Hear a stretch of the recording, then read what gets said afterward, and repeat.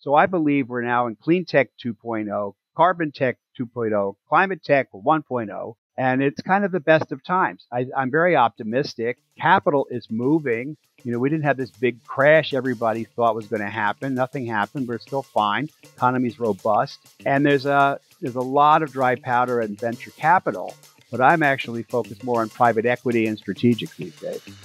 Welcome to Smarter Markets, a weekly podcast featuring the icons and entrepreneurs of technology, commodities and finance, ranting on the inadequacies of our systems and riffing on ideas for how to solve them.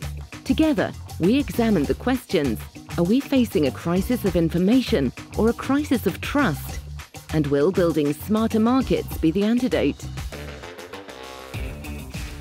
This episode is brought to you in part by Abax Exchange, bringing you better benchmarks, better technology, and better tools for risk management. And by Base Carbon. It's time to get serious on carbon. Learn more at basecarbon.com.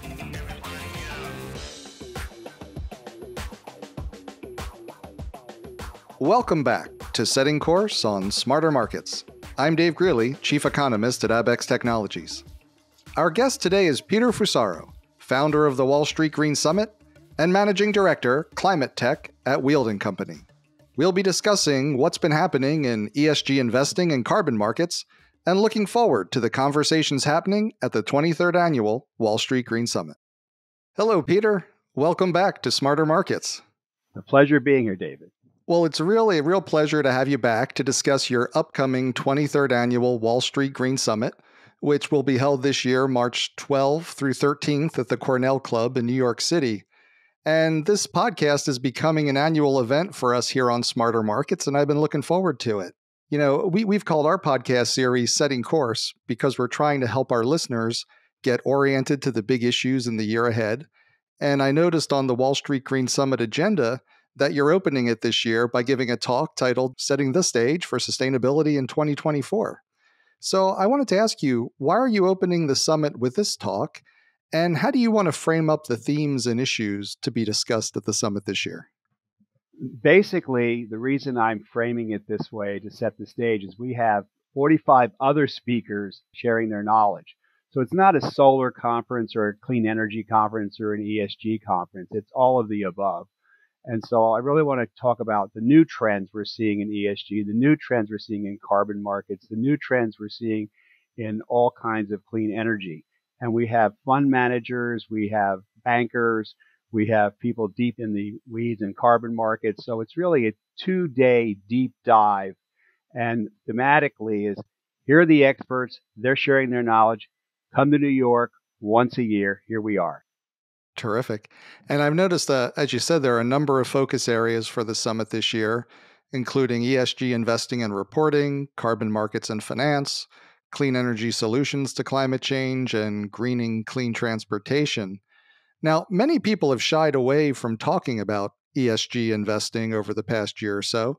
I read an article the other day that noted that mention of the acronym by the C-suite on earnings calls has all but disappeared. So, you're going right into it. Why is ESG investing and reporting the first area you've chosen to focus on at the summit? Because it's not going away. We're looking at the beginning of a market. And sure, there's controversy like pension funds in Florida and Texas will divest from ESG lenses. But the point is, I actually think they're losing what I used to call environmental alpha. They're going to have below market returns. And frankly, if this thing is done right, and it's already started more focused in Europe, it's going to be how you transform your portfolio. Because the first thing you have to do is measure your carbon footprint. And energy is 73% of greenhouse gases. So energy companies are dead center here.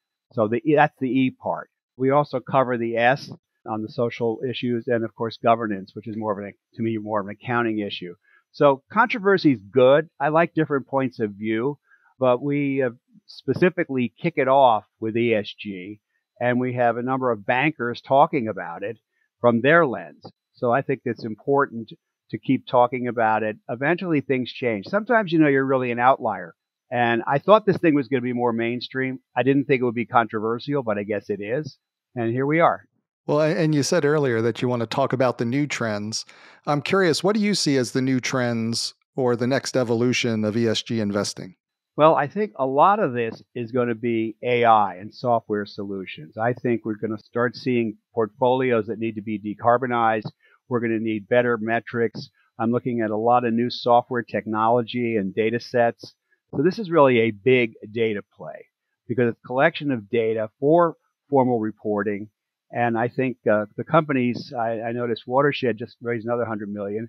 So the companies in carbon accounting are doing very, very well. Somebody must be buying their services. And there's two markets. One are the corporates and the other are private equity funds. Well, that's a really curious evolution, the role of data and companies needing to be able to collect their own data, understand their own footprint. What are some of the other areas you see in terms of new trends? Well, there's a lot of controversy on carbon offsets. And my own opinion is that most major corporations on the planet will not be carbon neutral by 2030 without buying offsets. And so actually here again, corporations are stepping forward. I've become very involved with nature-based solutions in the past year. And Amazon and Vera created a new standard called Abacus, which most people don't know about, which is a much higher standard in the voluntary markets because corporates cannot have reputational risk buying crappy credits. And there's a lot of bad carbon credits out there, don't get me wrong. But directionally, we're talking about potentially a $22 trillion market for carbon. We're talking about a $100 trillion market for decarbonization. So a lot of capital will be moving forward in both these markets simultaneously. And I always appreciate your focus on bringing the capital and the technology together with the summit. And, as you said, one of the areas you're focusing on are carbon markets and finance. Like last year was a challenging one for carbon markets. COP28 ended with little progress on the Article 6 market mechanisms. Over the past year, we've seen a number of attacks on various methodologies used in the VCM, the voluntary carbon markets. Many people had been looking to Paris-aligned markets as the answer and the way forward, and many were surprised by how badly the Article 6 negotiations went. At the same time, the data coming out shows that the voluntary carbon markets ended the year with a record number of offset retirements, despite the headwinds. So I was curious, where are some of the other places we go from here, and what topics do you want to hear discussed to try to figure out that way forward? Well, I think that forestry, agroforestry, blue carbon with mangroves. I just met with folks from the Maldives are planting 5 million trees. So tree planting sequesters carbon. There's only really two big carbon sinks, oceans and trees. And they're our friends. And so the point is, how do we manage the natural capital better? That's been the problem. If you consume a resource and it has no pricing mechanism, then it's a free resource. And that's sort of what's happened. That's going to change. I still foresee the voluntary market growing very robustly in the next 5-7 years. I see it converging with the compliance market at some point, and we'll just have to see what happens. But right now, there's a lot of confusion, and a lot of folks are very busy in the offset market still. And the next acronym that came out last summer was CDR, carbon dioxide removals. And so you're starting to see a lot of interest there. So just because the headline news doesn't look nice, particularly with the Guardian article, which seems to have gotten unbelievable play, there's actually a lot of momentum in new technologies for carbon sequestration, for soil sequestration, biochar market, although small, priced very high, 175 to 250 a ton. I've even seen what I'll call boulder. You chop up these rocks and you put them in the agricultural soil sequestration. They're going for $400 a ton in credits. So there's a lot of experimentation in the markets, which is a good thing. Yeah, and I wanted to ask you about that tone and momentum, because I imagine you've talked with many of your guests as you've prepared for this summit. And what's your sense of how people in the carbon markets are feeling about the upcoming year? What's the mood? What are they focusing on? I think they're actually quite optimistic. We did have a tail off, and I can see from Ecosystem Marketplace that we had a smaller amount of money, so to speak, changing hands. I think there's a lot of opportunity. As I mentioned, there's a lot of movement, carbon to value. There's a lot of movement in hydrogen. There's a lot of movement on the solution side of the equation, which will create those carbon credits. And on top of that, I'm still seeing new exchanges being launched, new platforms being launched in carbon. tokenization notwithstanding, there's a lot of other opportunities I'm seeing. And at some point, there'll be more consolidation, but not right now. This is still the Wild West. This is the beginning of a market. And I know last year for the summit, your theme was decarbonization. Do you have an overall topic this year, or is it more of these individual areas that you want to focus on? No, I rebranded my group in the investment bank ClimateTech. So I like climate tech solutions because that can get me into agriculture, get me into energy, get me into food, get me into the largest businesses on the planet. So that's what I'm pushing. That's the first thing. Second thing I'm picking up on, I'm not calling it the energy transition anymore. I'm calling it the energy transformation. This is a big business that runs in 40-year cycles. So you're going to see amazing things come out of big oil, big gas, big utilities, because there's a lot of consolidation occurring, and you're going to see them really buying that new technology. They're not making it. It's not invented in big corporations. It's really the entrepreneurs and the big companies have what I call technology scouts out looking for strategic investing for that company in many different verticals. So I think it's kind of interesting because they have the deep pockets, they have the long-term vision, and they're the ones that are going to provide solutions. So I'm calling it the energy transformation now. And you brought up, a lot of the discovery, the innovation occurs in the smaller companies with the entrepreneurs, and then you've got the big need from the companies that can scale. What do you see as like the challenges for bringing those two parts of the market together? The big existing companies that have the capital to put to work, and the innovative entrepreneurs that are creating the new technology. Well, I was very involved with Columbia Tech Ventures, where we really mentored early stage companies. And one thing I've always told these small companies is get a big strategic on board. If it's Shell Game Changers or if it's Schneider Electric or whatever, it's very important that they create a solution that meets a need. I've seen a lot of nonsense out there, even from MIT when I was a judge in the Clean Tech Open, of no addressable market, no competitors, et cetera, et cetera. So what I counsel companies, get strategic investors involved early, and they're doing that. So a couple of the companies that we have talking on the second day, like Voltpost, have strategic investors already involved, like Exelon. I think that's important because it's the synergistic thing, but also it meets a need for the utility or it meets a need for the oil and gas company. And you mentioned the new acronym CDR, carbon dioxide removals. What are you hearing in the debate or the preference for removals versus reductions, and how these larger strategic companies are thinking about that? I see no difference. To me, I look at this as the simplest commodity ever created, CO2 equivalent, CO2e. A metric ton of carbon is a metric ton of carbon. I don't care how it's done. I don't get myself stuck in the acronyms. I mean, we have third-party verification companies to do that. They do that yeoman's work, frankly, on validation and verification. So I'm not worried about that. I'm actually looking for that jolt that really supercharges the market. And I personally think, and it wasn't going to come out of COP, by the way, it's going to come out of these carbon neutrality deadlines that are self-imposed by corporations by 2030. I saw one on the tube a couple of days ago. They're going to be carbon neutral by 2050. That's quite a ways off. Sure is, but coming quick, right? Yeah.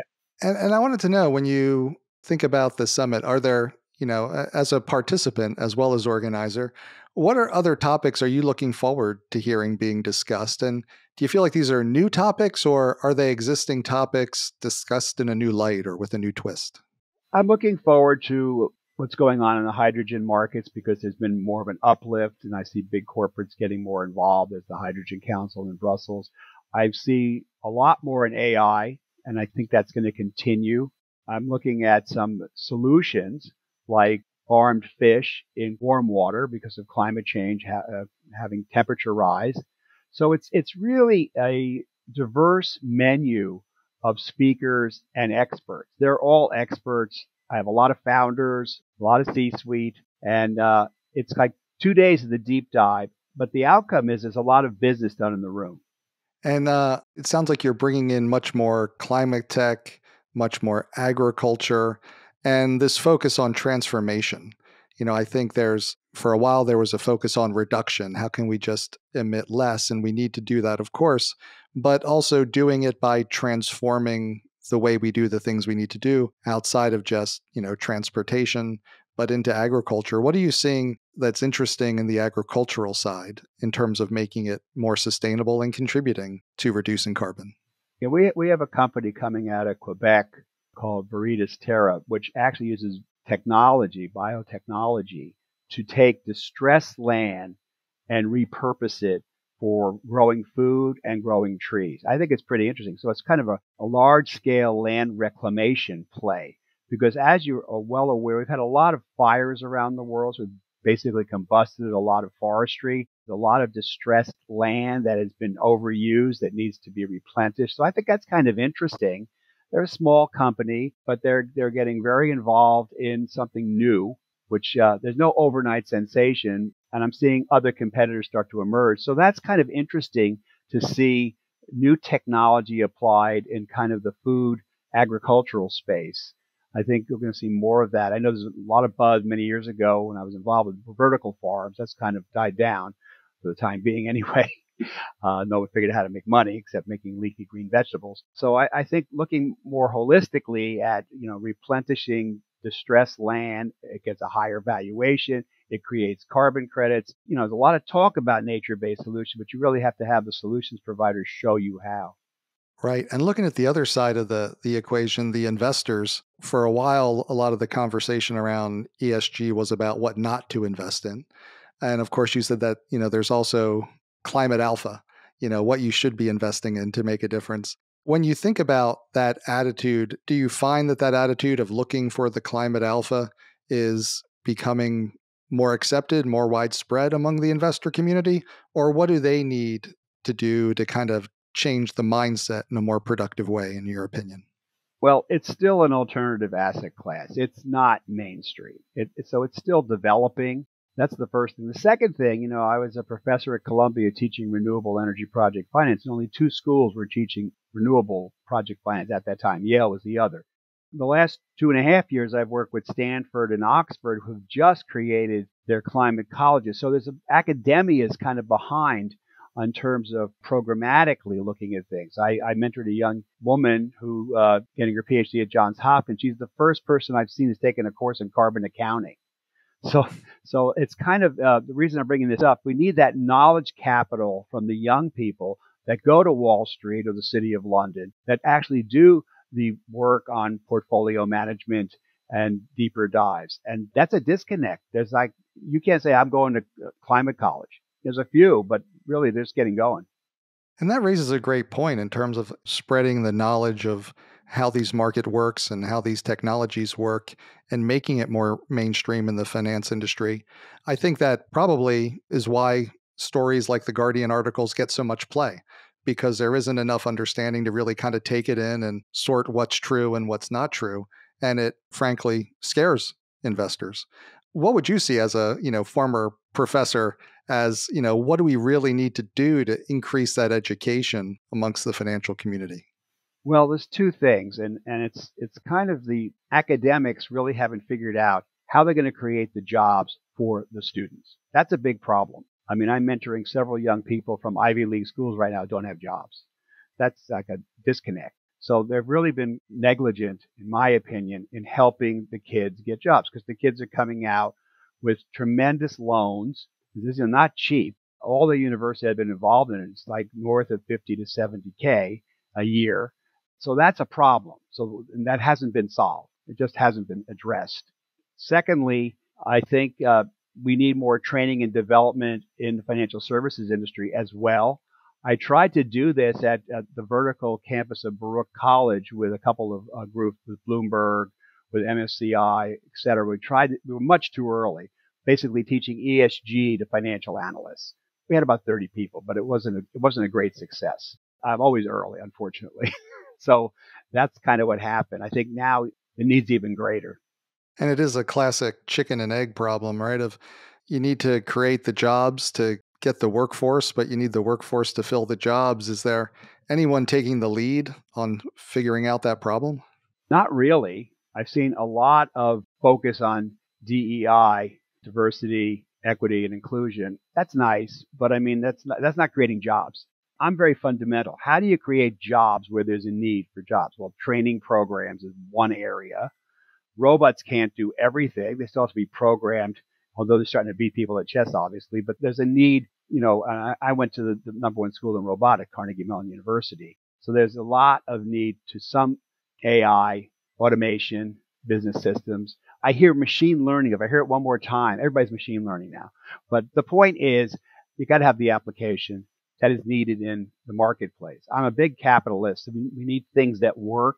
And I also believe in fast failure. If things don't work, let's get rid of them and move on. So, I'm not saying I'm Schumpeter with creative destruction, but I think it's important that we learn from our mistakes, and everybody makes mistakes. I just see directionally, though, there's two markets emerging in the 2020s, the ESG market, for better or for worse, and the carbon market.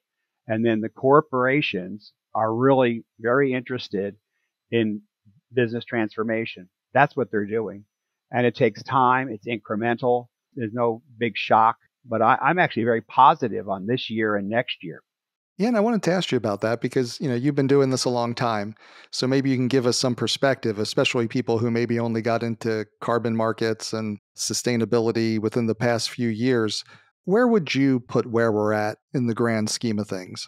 Well, we had a false start, which I'll call CleanTech 1.0, which was really 2000 to 2010. We actually thought we would have legislation at the federal level on greenhouse gases, and we didn't get it. And I did a lot of work in California because that's the one state that has a very robust program. And it created jobs, by the way. This thing that's going to not create jobs, it actually created jobs. So that was CleanTech 1.0. And then we had 10 years, 2010 to 2020, where there really wasn't a hell of a lot of interest in the carbon markets. There was a lot of write-downs of portfolios for clean development mechanism, et cetera. And then I started getting phone calls again 4 years ago. All of a sudden, you know about carbon, Peter. This had been dead for a while, and then it became all the time. People are very interested. So I believe we're now in CleanTech 2.0, Carbon Tech 2.0, ClimateTech 1.0, and it's kind of the best of times. I'm very optimistic. Capital is moving. We didn't have this big crash everybody thought was going to happen. Nothing happened. We're still fine. Economy's robust. And there's a lot of dry powder and venture capital, but I'm actually focused more on private equity and strategics these days.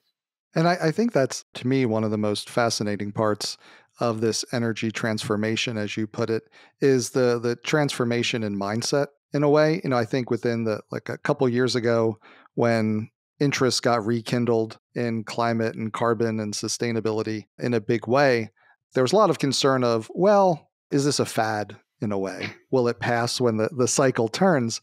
And I think after seeing some challenging things happen over the past year, you start to see, no, it seems like there is a much greater commitment to this within the industry, within the financial community, within the entrepreneurial community. Am I seeing that right? What do you take away as the level of commitment? Well, it's even bigger than that. I've sat on the board of certain air quality appliances, and Gensler at that time, the world's biggest architectural firm, said we can't hire architects if we're not doing green projects. So I think people have missed the boat on the younger generations, I'll call them, who have actually drunk the Kool-Aid on climate change, understand it, want to work for companies that are more sustainable. This is a big ask now. So if you're not doing the right thing, as we say in New York, you're not going to get the best employees. And I was at Earth Day 1970, so I'm dating myself all the way back 54 years ago. But I've seen how long it takes to get here. And what happened was the students were taught about the environment. And I wasn't taught about the environment when I was young in elementary, junior, and senior high school, nor college. So I'm saying this has changed. And for corporations, you're really talking about changing the DNA. You're going to have to go sustainable. And we're also seeing this voluntarily on scope 3 emissions, like Apple Computer is looking at the supply chain in Taiwan, for example, for what the carbon footprint is there. So it's kind of interesting. It doesn't get the good headlines, it gets a lot of negative headlines, and the greenwashing and the green hushing, which I think is the dumbest term I've ever heard. The reality is transparency is going to come forward and people are going to see what companies are doing. And then they're going to be surprised. Well, if you still have any of those photos from Earth Day in the 1970s, I'd love to see a couple of them. So I hope you share. And I also wanted to ask you, I asked you this question last year as well. And once again, I don't want to steal the thunder from the summit, but what do you think will be the biggest shift in topics, tone, or viewpoint from last year or the years before? I think people are a little more motivated. I think there's a lot more solutions coming forward, and it's kind of manifest. So I think that's the difference. There's always energy in the room, but I think people are highly optimistic. The people I'm talking to, the people I've invited to speak, and they want to talk about what they're doing. It's always the human nature. What's your job? What do you do every day? What gets you up out of bed? So I think it's kind of fun that people can come to a forum only once a year and kind of tell their story. And you're right. I think that energy of people who are practitioners, people who are talking about what they're doing is very exciting. It's not academic, as you often say. It's, people doing things for real, which is great. And glad you're able to share this preview of the Wall Street Green Summit. I can't help but notice that you're closing in on a quarter century of bringing technology and capital together to create a more sustainable financial and economic system. And I wanted to close out today by asking you, what have you learned over those years about what it takes to bring technology and capital together? What are the challenges and what successes along the way have made it worth the effort for you? Okay, so there's nothing fast. So when I go out to Silicon Valley in the zeros and talk, I kept saying energy is a capital intensive business, long lead times. And most folks there are looking for software apps. They're looking for the next Facebook, Google, whatever. This thing takes time. So now I'm going to go back 27 years when I worked with Toyota on the Prius. The first Priuses, Prii, weren't highly successful and particularly not very efficient. But the Japanese put so much technology to work and billions of dollars in capital. I'll never know how much they spent because I was also involved with their EVs and fuel cell vehicles. Long story short, they had the patience and the wherewithal to perfect it and get it right. And that's a lot of people, by the way, that are U.S. citizens. The headquarters of Toyota Motor Sales is Torrance, California, where I worked. So there's a lot of activity going on for many years to get the batteries perfected, to get the charge working right, to get the range anxiety out of people's heads. I just went to to Saks a couple of days ago, and they had a Lucid there, which gets 520 miles on a charge. I was shocked because range anxiety was always something. So I can point to things that take time. And now, you always hear the overused expression patient capital, but that's really what it takes. It doesn't happen overnight. It doesn't happen with a software app. If you're really looking at hardware and building things, it just takes time. And when you think about taking time, what does it take to get investors to commit to that kind of time frame? It's an interesting query because one of my clients, we've had 30 investor meetings but no term sheets. So I think some people are just doing window shopping. I think a lot of folks just want to see what's going on and are not committed yet. That's why the ones that I see actually more committed are the sovereign wealth funds who are now going down to smaller ticket size, the strategics who think long term and are not placing bets. They actually understand what the market needs. And some of the leading family offices, high net worth folks who can take that kind of risk.